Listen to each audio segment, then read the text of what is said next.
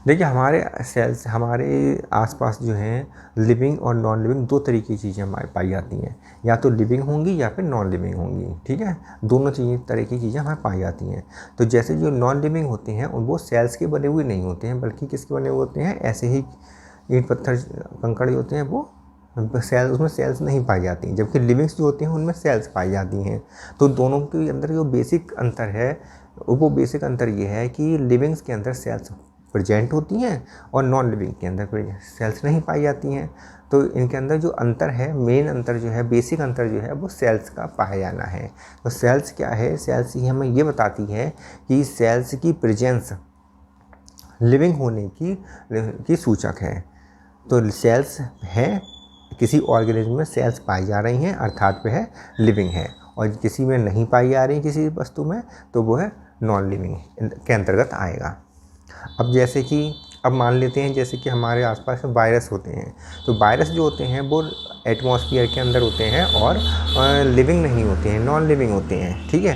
तो सेल के भीतर जब जाते हैं तब अपनी पैथोजेनिटी शो करते हैं, और सेल के बाहर जब तक रहते हैं एनवायरनमेंट में तब तक वो अपनी पैथोजेनिटी शो नहीं करते हैं। इसका कारण ये है क्योंकि जो है पैथोजेनिटी शो नहीं करते हैं क्योंकि वह सेल के ऊपर डिपेंड हैं, क्योंकि वह सेल के ऊपर डिपेंड हैं और सेल के भीतर जाकर ही अपनी पैथोजेनिटी शो करते हैं, अपना रिप्रोडक्शन करते हैं, और सेल के बाहर ना अपना रिप्रोडक्शन नहीं कर सकते हैं, एनवायरनमेंट में अपना रिप्रोडक्शन नहीं कर सकते हैं। अर्थात वायरस जो है सेल के ऊपर डिपेंडेंट होते हैं, जबकि सेल्स जो होती हैं अपना रिप्रोडक्शन, एक्सक्रीशन सब कुछ वो खुद ही कर सकती हैं। जैसे कि सेल्स में एक सेल से ले लीजिए अमीबा, अमीबा के भीतर सारी जीवन में होने वाली सारी क्रियाएं सेल अमीबा के अंदर होती हैं, और अमीबा एक सेलुलर है, एक सेल का बना हुआ होता है। और जबकि वायरस जो है बाहर एनवायरनमेंट में होता है तो नॉन लिविंग होता है, और जब किसी के अंदर जाता है, किसी सेल के अंदर जाता है, तब वो अपना रिप्रोडक्शन कर पाता है, तब वह लिविंग हो पाता है। अर्थात किसी सेल के अंदर जाने पर ही वो अपना जीवन यापन कर पाता है, तो सेल के ऊपर डिपेंड है। तो वायरस जो होता है वो सेल के ऊपर डिपेंड होता है, अर्थात एनवायरनमेंट में वो इंडिपेंडेंट एग्जिस्टेंस शो करता है। जबकि सेल्स जो होती हैं जैसे कि बैक्टीरिया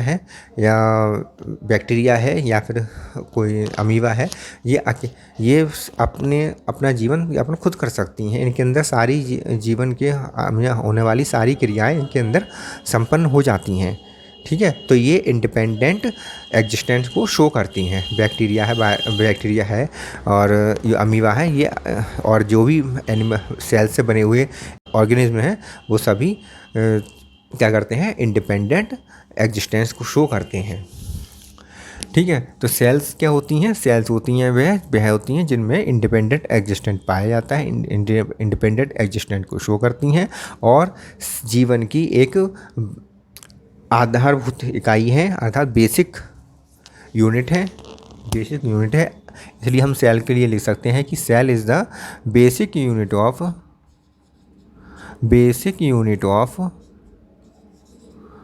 लाइफ की बेसिक यूनिट होती है। सेल क्या होती है, बेसिक यूनिट ऑफ लाइफ होती है। तो सेल का स्ट्रक्चर भी बनाएगा और सेल में होने वाली सभी फंक्शन, सारी क्रियाओं को ये शो भी करेगा। तो क्या हो गया ये कि सेल क्या हो गई,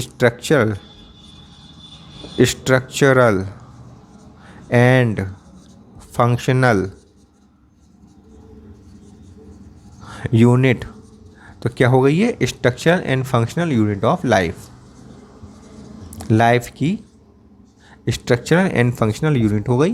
क्यों हो गई स्ट्रक्चरल एंड फंक्शनल यूनिट, क्योंकि ये स्ट्रक्चर को भी बना रही है, ऑर्गेनिज्म के स्ट्रक्चर को बना रही है, और ऑर्गेनिज्म के अंदर होने वाले सभी फंक्शन, सारी क्रियाओं को ये संपन्न कर रही है। और सेल के भीतर भी कई क्रियाएं होती हैं, फंक्शन होते हैं उनके, और ये स्ट्रक्चर भी बनाती है, ठीक है।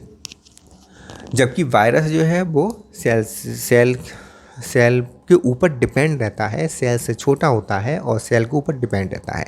सेल से छोटा होने का मतलब यह है कि सेल एक सबसे छोटी संरचना है जो इंडिपेंडेंटली एग्जिस्टेंस करती है, शो करती है। जबकि सेल से भी जो छोटी चीज़ें हैं जैसे कि वायरस, वो कभी नॉन लिविंग के रूप में रहते हैं और दूसरे के ऊपर डिपेंड रहते हैं। इसलिए वायरस जो होते हैं वो क्या होते हैं, डिपेंडेंट होते हैं सेल्स के ऊपर। तो anything less than cell, cell से छोटी जो चीज़ें होती हैं वो इंडिपेंडेंट लिविंग होती हैं, अर्थात अगर जीवित भी हैं किसी, तो जीवित तभी हो पाएंगी जब वो किसी को डिपेंड होंगी, किसी सेल्स को में के अंदर चली आएंगी। तो जैसे कि वायरस है, वायरस सेल्स के अंदर जाकर, कोई सेल्स के अंदर जाकर अपनी रिप्रोडक्शन की क्रिया को कर पाता है, अर्थात ये सेल के ऊपर डिपेंडेंट होता है, इंडिपेंडेंट नहीं होता है। इसी तरह से एक शब्द आता है इनेमिनेट, इनेमिनेट थिंग्स। इनेमिनेट थिंग्स का मतलब होता है, जो कि एनसीईआरटी में दिया हुआ है, इनेमिनेट थिंग्स का होता है नॉन सेलुलर। नॉन सेलुलर का मतलब होता है कि ये सेलुलर नहीं है, ये सेल की नहीं बना हुआ है, सेल नहीं है, ठीक है। नॉन सेलुलर या ए सेलुलर कह सकते हैं। इसके बाद आता है ऑर्गेनिज्म्स के टाइप्स कितने होते हैं। ऑर्गेनिज्म दो प्रकार का होता है, यूनिसेलुलर और मल्टी सेलुलर। या तो एक ही कोशिका का बना होगा, यूनिसेलुलर, यूनि मतलब एक कोशिका का बना होगा, तो ऑर्गेनिज्म अगर एक से कोशिका का, सिंगल कोशिका का बना हुआ है, सिंगल सेल का बना हुआ है, तो कहलाएगा यूनिसेलुलर कहलाया जाएगा। अगर ऑर्गेनिज्म कई सारी मैनी सेल्स का बना हुआ है, तब वो कहलाया जाएगा मल्टी सेलुलर कहलाया जाएगा। तो ऑर्गेनिज्म क्या हो गया, यूनिसेलुलर हो सकते हैं या मल्टी सेलुलर होते हैं। रॉबर्ट हुक ने क्या बताया था, रॉबर्ट हुक ने सबसे पहले हनी कॉम्ब में सबसे पहले जिन्होंने क्या ऑब्जर्व हनी कॉम्ब, इन्होंने हनी कॉम्ब जैसे स्ट्रक्चर को ऑब्जर्व किया कॉर्क के अंदर, कॉर्क सेल को देखा, कॉर्क सेल को सबसे पहले इन्होंने देखा। तो कॉर्क को इन्होंने माइक्रोस्कोप के नीचे देखा और उसमें ऑब्जर्व किया कि हनी कॉम्ब जैसी संरचनाएं होती हैं, हनी कॉम्ब जैसी स्ट्रक्चर इन्होंने इसमें देखे। हनी कॉम्ब लाइक स्ट्रक्चर इन्होंने कॉर्क सेल के अंदर देखे। हनी कॉम्ब लाइक स्ट्रक्चर उन्होंने सेल के अंदर, वो कॉर्क सेल के अंदर देखे। दरअसल ये इनका जो स्ट्रक्चर होता है इस तरह का होता है, हनी कॉम्ब का स्ट्रक्चर इस तरह के होते हैं और प्रत्येक कंपार्टमेंट को इन्होंने क्या नाम दिया, सेलुलर कहा। इन्होंने सेलुली कहा, प्रत्येक कंपार्टमेंट को सेलुलर कही। आज हम इसे प्रत्येक कंपार्टमेंट को सेल के नाम से जानते हैं कि इसे सेल कहते हैं, लेकिन रॉबर्ट हुक ने इनको सेलुली कहा था। और कॉर्क सेल के अंदर माइक्रोस्कोप के अंदर जब देखा तो कॉर्क में इन्होंने हनी कॉम्ब को लाइक स्ट्रक्चर को ऑब्जर्व किया था। प्रत्येक कंपार्टमेंट को सेलुली कहा था। एक्चुअली ये क्या थे, डेड सेल थी। डेड सेल थे और डेड सेल को इन्होंने देखा था और ये जो थी डेड सेल की सेल वाल थी। ये जो थी इस कंपार्टमेंट की जो बना रही थी, ये सेल वाल थी, डेड सेल की सेल वाल थी। एंटन वॉन लीवनहॉक ने क्या कहा, एवी लीवनहॉक ने दांतों के मैल में बैक्टीरिया को देखा था। सबसे पहले। और बैक्टीरिया क्या होता है, लिविंग, इसलिए इन्होंने लिविंग सेल्स की सबसे पहले खोज करी दांतों के मैल में बैक्टीरिया को देखकर। रॉबर्ट ब्राउन ने क्या काम करा, सेल के अंदर न्यूक्लियस की खोज करी थी। सेल के अंदर न्यूक्लियस की खोज करी थी, ठीक है। रामचंद्र एंड कार्था ने 1954 में क्या काम करा था, triple helical structure of collagen जो होता है, कोलेजन कहाँ पाया जाता है, मसल्स में पाया जाता है। मसल्स में कोलेजन फाइबर्स पाए जाते हैं, उनमें कोलेजन होता है। ये कोलेजन जो है इसका स्ट्रक्चर दिया था रामचंद्रन और कार्था ने 1954 में ट्रिपल हेलिकल स्ट्रक्चर दिया था, ठीक है।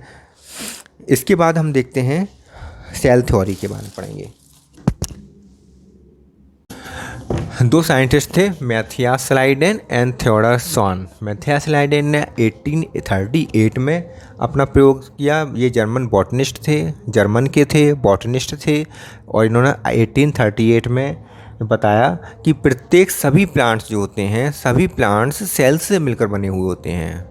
सभी प्लांट्स सेल से मिलकर बने हुए होते हैं। जबकि दूसरे वैज्ञानिक थे थियोडर स्वान, इन्होंने बताया, ये ब्रिटिश जूलॉजिस्ट थे, ब्रिटिश के थे और जूलॉजिस्ट थे। इन्होंने 1839 में बताया कि 3 बातें बताई इन्होंने सेल्स के बारे में, कि प्रत्येक सेल्स के बाहर की तरफ एक कवरिंग होती है जिसके द्वारा वो ढका हुआ रहती है, कवर्ड रहती है। उस कवरिंग को पतली थिन लेयर होती है, उसको प्लाज्मा मेम्ब्रेन कहते हैं। अर्थात प्रत्येक सेल की सबसे बाहर की लेयर को प्लाज्मा मेम्ब्रेन कहते हैं। और इन्होंने दूसरा बताया कि प्लांट सेल्स, लेकिन उन्होंने प्लांट के बारे में बताया कि प्लांट सेल के भी बाहर, सबसे बाहर की तरफ एक लेयर होती है जिसे सेल वॉल कहते हैं। सेल वॉल के द्वारा ही प्लांट सेल ढकी हुई रहती है, कवर्ड रहती है। और तीसरी बात इन्होंने बताई कि ऑर्गेनिज्म जो होते हैं वो सेल्स और सेल्स से के प्रोडक्ट से बने होते हैं, सेल और सेल के प्रोडक्ट से बने होते हैं। ये 3 बातें इन्होंने बताई थियोडर स्वान ने 3 बातें बताई। एक तो सेल के बाहर, सेल जो होती हैं वो सबसे बाहर की तरफ एक थिन लेयर से ढकी हुई रहती हैं, कवर्ड रहती हैं। प्लांट सेल जो होती हैं वो सबसे बाहर की तरफ सेल वॉल से कवर्ड रहती हैं। और प्रत्येक ऑर्गेनिज्म सेल से मिलकर बना है, सेल और सेल्स के प्रोडक्ट से मिलकर बना होता है। तो इस प्रकार इन्होंने सेल थ्योरी दी, दोनों ने मिला के, दोनों की मिलकर क्या बनी, सेल थ्योरी बनी। सेल थ्योरी दी दोनों ने मिला के, स्लाइडेन एंड स्वान द्वारा दी गई थी। जब भी सेल थ्योरी का आता है कि सेल थ्योरी किसने दी, तो सबसे यही बताया जाता है, यही लिखना है कि स्लाइडेन और स्वान ने सेल थ्योरी दी थी। इसके बाद आए थे रॉडॉल्फ विर्चू 1855 में। इन्होंने बताया कि प्रत्येक सेल्स जो हैं प्री एग्जिस्टिंग सेल से, पहले से उपस्थित सेल से बनी होती हैं। तो इन्होंने प्रपोज क्या किया, बताया कि सेल डिवाइड करती हैं, सेल्स जो होती हैं वो डिवाइड करती हैं और नई सेल्स को जन्म देती हैं। और जो नई सेल्स होती हैं वो पहले से उपस्थित सेल से ही बनी होती हैं, कोई अचानक या स्पॉन्टेनियस कोई सेल्स नहीं बनी हुई होती है। हमेशा प्रत्येक सेल पहले से उपस्थित सेल से ही बनी होती है। अर्थात ओमनिस सेलुला ई सेलुला इन्होंने कॉन्सेप्ट दिया, ओमनिस सेलुला ई सेलुला, प्रत्येक सेल प्री एग्जिस्टिंग सेल से बनी होती है। तीनों को मिलाने के बाद एक नई सेल थ्योरी बनी। सेल थ्योरी में मॉडर्न सेल थ्योरी बनी। मॉडर्न सेल थ्योरी में क्या बताया गया है कि all living organisms are composed of cells and its product.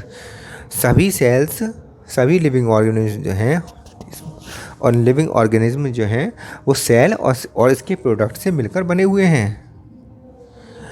All cells arise from pre existing cells. प्रत्येक सेल पहले से उपस्थित सेल से बनी है। प्रत्येक सेल, सभी सेल्स पहले से उपस्थित सेल से बनी हैं। सभी लिविंग ऑर्गेनिज्म सेल और सेल के प्रोडक्ट से मिलकर बने हैं। एक्टिविटी और एन ऑर्गेनिज्म, जैसे कि हमारी एक्टिविटी आप देख सकते हैं कि हमारी जो एक्टिविटी है, हमारे हाथ पैर चल रहे हैं, तो हमारी एक्टिविटी जो है वो केवल हमारी एक्टिविटी नहीं है, हमारे अंदर पाए जाने वाले सभी सेल्स के कंस्टिट्यूएंट है, सभी सेल्स का भी इसमें योगदान रहा है। ठीक है। तो एक्टिविटी ऑफ एन ऑर्गेनिज्म, एक ऑर्गेनिज्म की जो एक्टिविटी है वो किस प्रकार देखी जाती है, total of activities and interaction of its constituent cells. जितने भी सेल्स होते हैं उनके इंट्रैक्शंस और उनकी एक्टिविटी का टोटल क्या होता है, एक ऑर्गेनिज्म की एक्टिविटी को दर्शाता है। क्योंकि ऑर्गेनिज्म जो है मल्टी सेलुलर है, कई सारी सेल्स से मिलकर बना हुआ है, तो सबकी कंस्टिट्यूएंट अलग अलग होगी। जैसे कि हम इस समय अगर कुछ कर रहे हैं तो उस समय हाथ पैर तो हमारे हिल ही रहे हैं, लेकिन साथ साथ में हम सांस भी ले रहे हैं, ऊर्जा एनर्जी भी बन रही है और भी बहुत सारे काम हमारे अंदर हो रहे हैं। ठीक है। तो इसलिए एक्टिविटी ऑफ द ऑर्गेनिज्म की जो टोटल एक्टिविटी हमें दिखाई देती है वो केवल ऑर्गेनिज्म की नहीं है बल्कि सेल्स की एक्टिविटी होती है। और सेल्स से जो इंट्रैक्शंस होते हैं, बॉडी के इंट्रैक्शंस होते हैं, उनसे भी उन सब का सम टोटल होता है। ठीक है। तो इस प्रकार हम क्या देखते हैं कि ये सेल थ्योरी इन्होंने मॉडर्न सेल थ्योरी दे दी।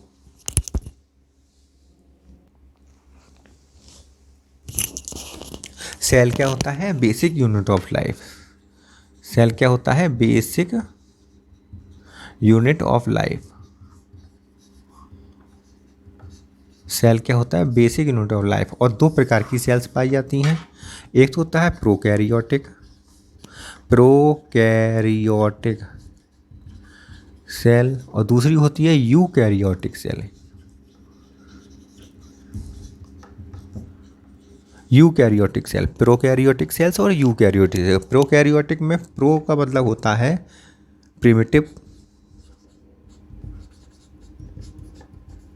प्रिमिटिव होता है, और कैरियोटिक का मतलब कैरियन मतलब न्यूक्लियस। किस प्रकार का न्यूक्लियस होगा? प्रिमिटिव टाइप का न्यूक्लियस होगा, इसमें प्रिमिटिव हो। और जबकि यू का मतलब होगा ट्रू, और कैरियोटिक का मतलब हो गया न्यूक्लियस, ट्रू न्यूक्लियस होगा। अब प्रिमिटिव न्यूक्लियस और ट्रू न्यूक्लियस का क्या मतलब है कि न्यूक्लियस के चारों तरफ एक मेम्ब्रेन होगी, न्यूक्लियर मेम्ब्रेन, तब तो ये कहलाया जाएगा ट्रू न्यूक्लियस। और अगर न्यूक्लियस के चारों तरफ मेम्ब्रेन नहीं है, सही है, तो ये कहलाया जाएगा प्रिमिटिव न्यूक्लियस। तो प्रोकैरियोटिक में सेल्स में क्या होता है? प्रिमिटिव न्यूक्लियस होता है, और यूकैरियोटिक सेल्स में ट्रू न्यूक्लियस होता है। और ट्रू का मतलब होता है वेल डेवलप्ड, ट्रू का मतलब हो गया वेल डेवलप्ड न्यूक्लियस। ट्रू का मतलब क्या होगा? Well developed nucleus.